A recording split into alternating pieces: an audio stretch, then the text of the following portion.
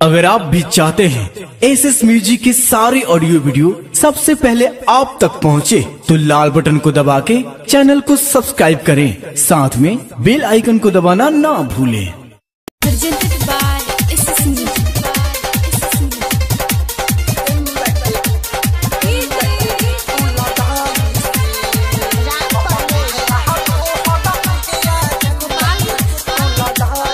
चांद जैसे बाटे चेहरा पड़ के कुलयसे, चांद जैसे बाटे चेहरा पड़ के कुलयसे, गम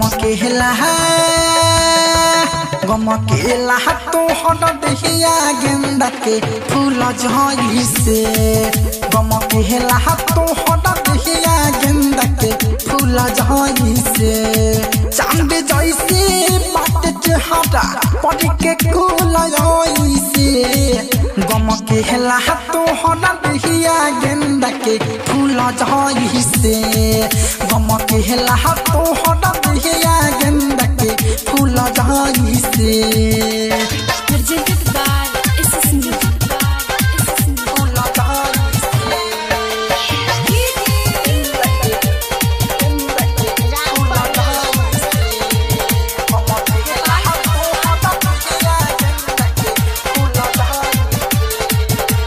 जेकरा ओता कबे लुए कबे दे हो सके, हो जाला मन ओ कतो हरे हो बसके। हाँ हाँ अंगूर के झुपा वाला पहनल तू बाली, उठावा पर चमकेला कथा कोठा लाली। आए हाय जेकरा ओता कबे लुए कबे दे हो सके, हो जाला मन ओ कतो हरे में बसके। अंगूर के झुपा वाला पहनल तू बाली, उठावा पर चमकेला कथा कोठा लाली।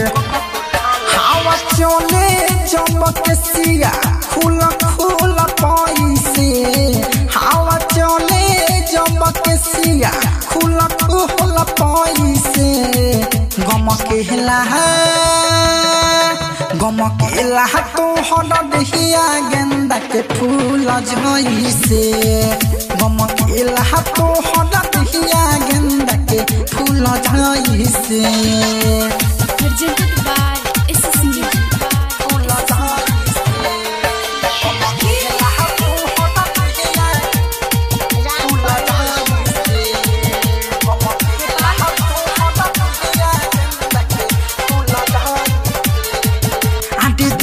तू हाथ अपन हमारा हाथ में छोड़ा बना साथ घोड़ी कमनो हालात में।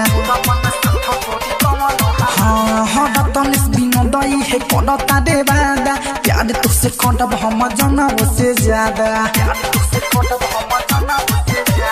देही दना हाथ अपन हमारा हाथ में छोड़ा बना साथ रानी कमनो हालात में। तनिस अजहे है करता दे बादा, प्यार तुझसे करब हम जनबो से ज्यादा। औधे साँडियान रखी भाग के भूल जैसे, औधे साँडियान रखी भाग के भूल जैसे, गम केला तोहर दहिया गेंदा के फूल जैसे, गम केला तोहर दहिया गेंदा के फूल जैसे। Recording studio red angel music Raxaul.